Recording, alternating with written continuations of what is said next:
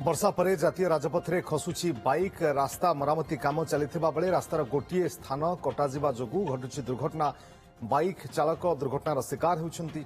आज संध्यारे कालबैशाखी वर्षा पर रास्तार गोटे स्थान दबी जाइछि। अंधार जोगु दुर्घटनार शिकार होती लोक माने।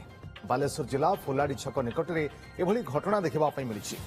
किछि स्थानीय लोके घटनास्थल में उपस्थित रही लोकंकु सचेतन करथिबा बेले एनएच पक्षरु बैरिकेड आवश्यकता रहिथिबा लोके दाबी करुछन्ति।